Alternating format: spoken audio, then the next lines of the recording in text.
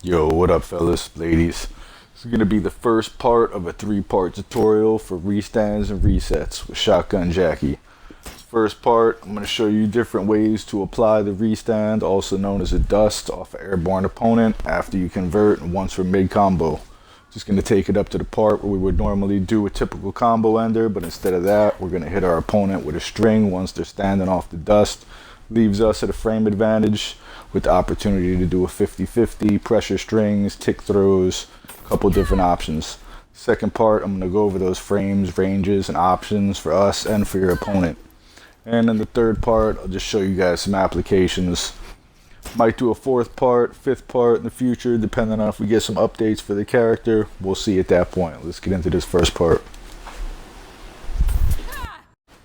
This is going to be a raw dust using car cancel 2 back to save some stamina and leaving them at a point where they have to guess the 50-50 on our next car cancel. Alright, this is going to be back 3-3. Jacqui's low combo starter. It's got an 18 frame startup. Pretty bad, but that's not going to matter once we give ourselves some frame advantage off the resets. Car cancel 4 back starter. This particular combo is going to once again leave us at that range. We get a 50-50 with our next car cancel into either 2 back or 4 back. Her overhead back 2's got a 17 frame startup. Notice during the second half of this, the forward dash instead of a run. Car cancel 2 back at range. You'll want to use those forward dashes instead of runs whenever you could to save some stamina. 114 is going to be Jacqui's 7 frame punish. Once again, we're going to leave ourselves at a range where our opponent cannot armor, backdash, poke, or even move. They're going to have to guess correctly on the next car at 50-50. Jacqui's whiff punch, forward 1-2, 2+4. Part 2, we're going to go over some setups, leave you at +2, perfect range to bait out that whiff.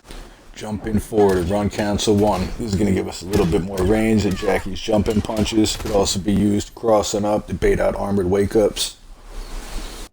Forward up 4, the stanky leg. This could be followed up with an EX version of down back 2 or the dust.